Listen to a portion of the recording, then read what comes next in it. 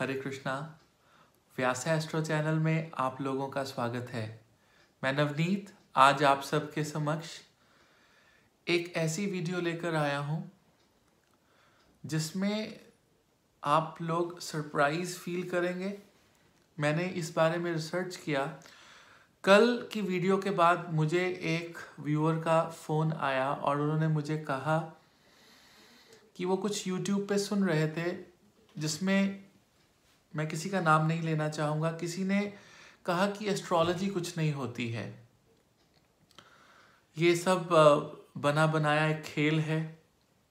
तो आज मैं आपको कुछ प्रैक्टिकल तथ्य दूंगा जिसमें आपको ये प्रूव होगा कि एस्ट्रोलॉजी और 9 प्लैनेट्स क्या हैं और किस तरह से हमारे शास्त्रों ने इसको प्रूव किया है कि एस्ट्रोलॉजी एग्जिस्ट करती है।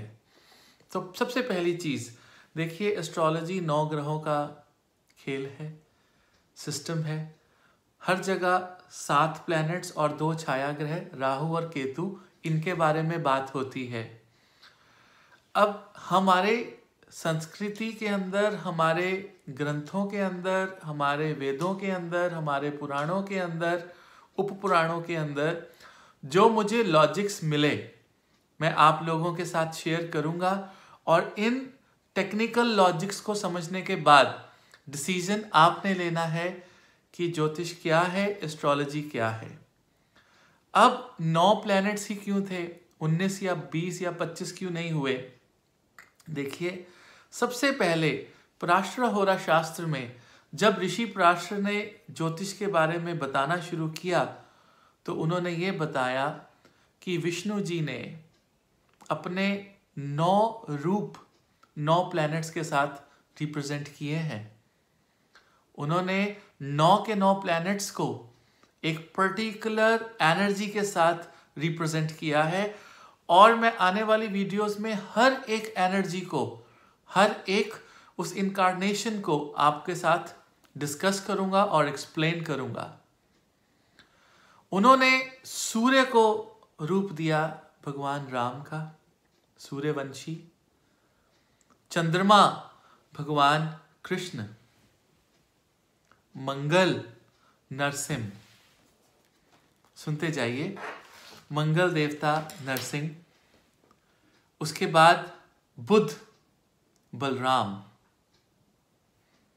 बलराम बुध। उसके बाद बृहस्पति वामना जुपिटर। शुक्र Parshuram.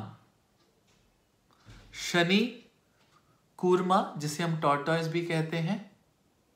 Rahu it was represented by a pig and Ketu was represented by fish which is मत्स्य। तो ये 9 रूप थे जो भगवान विष्णु ने अवतार के रूप में हर एक प्लैनेट को रिप्रेजेंट करने के लिए हमारे शास्त्र में ऋषि पराशर ने लिखा। अब आप और एक आपको मैं लॉजिक देता हूं और मैं आज भगवान कृष्ण के बारे में थोड़ी सी बात करूंगा। उससे पहले मैं आपको एक और लॉजिक देता हूं कि 108 नाम जपा जाता है। अगर हम 108 को टोटल करते हैं, 1 + 0 + 8 = 9। हम 1008 को भी अगर टोटल करते हैं, इट्स 9। बिकॉज ये सब पूजा पाठ उन 9 प्लैनेट्स को जाता है, उनको शांत करता है। अगर हम नवरात्रों की बात करें तो नवरात्रे भी 9 ही होते हैं। उस एनर्जी के, उस माँ दुर्गा के 9 नवरात्रे हैं। अगर हम रामनवमी की बात करें, वो भी 9वीं वाले दिन 9th को ही होती है। देखिए, इतने सारे लॉजिक्स हमारी संस्कृति में हैं और अगर हम फिर भी ये कहें कि एस्ट्रोलॉजी कहाँ एग्जिस्ट करती है प्रैक्टिकल मॉडर्न टाइम के अंदर, तो ये मूर्खता है। We have logics. कभी कभी फ्लो में हम कुछ भी कह सकते हैं, लेकिन हमारे पास तथ्य हैं कि 9 प्लैनेट्स के आसपास बहुत सी चीज़ें जो हैं वो रिवॉल्व करती हैं। चाहे वो रामनवमी हो, चाहे वो 9 नवरात्रे हो, चाहे 108, 1008 और 9 प्लैनेट्स। और अगर 27 नक्षत्रों की बात करें, 27, 2 + 7 is again 9. So that they represent, they are places, for 9 planets. What is a nakshatra? आप इसको अलग कीजिए, नक्शा अत्रा. नक्शा means there's a map.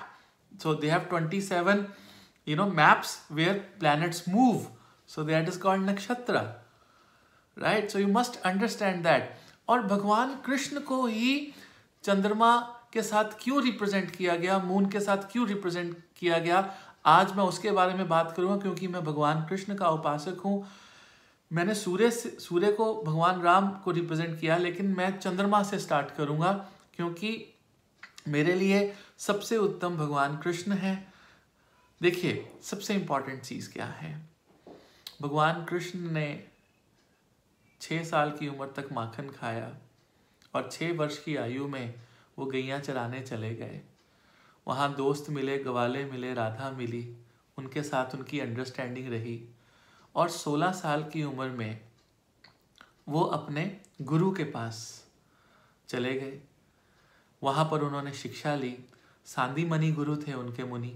अब वहाँ पर 16 साल, 6 साल की उम्र से लेकर 16 साल की उम्र तक वो राधा जी के पास रहे. और 16 साल की उम्र में वो वृंदावन से चले गए. जाते जाते अपनी मुरली भी राधा जी को दे गए. उसके बाद उन्होंने कभी मुरली नहीं बजाई और कभी वृंदावन लौट के नहीं आए. और फिर 16 से लेके 21 साल की एज तक उन्होंने तपस्या की, विद्या ली, ब्रह्मचरी रहे. और कृष्ण तो है ही ब्रह्मचरी. और उसके बाद उन्होंने अपना करियर शुरू किया. जब युद्ध का समय आया, कौरव पांडव सामने हुए, वहाँ पर भगवान कभी नहीं चाहते थे कि युद्ध हो, लेकिन ये सब फोर्सफुली हुआ, ये नीति के अनुसार हुआ. उनकी कभी भी मन में इच्छा नहीं थी कि युद्ध हो, लेकिन कुछ सर्कमस्टांसेस ऐसे हो गए जहाँ पर ये सिचुएशन बनी और उनको धर्म का साथ निभाना पड़ा और युद्ध हुआ. गीता का उपदेश दिया. लेकिन इन सब सिचुएशंस के बीच में, जहाँ से वो राधा को कभी 16 वर्ष की आयु के बाद नहीं मिले, जब उन्होंने मुरली बजाना छोड़ दिया, ब्रह्मचारी रहे, युद्ध हुआ, बहुत से योद्धा ने अपना जीवन त्याग दिया. इन सब चीज़ों के बाद सिर्फ एक चीज़ कॉमन थी और हमेशा भगवान कृष्ण के साथ रही. वो क्या था? उनका smiling face. He was always in good mood, in his entire situation.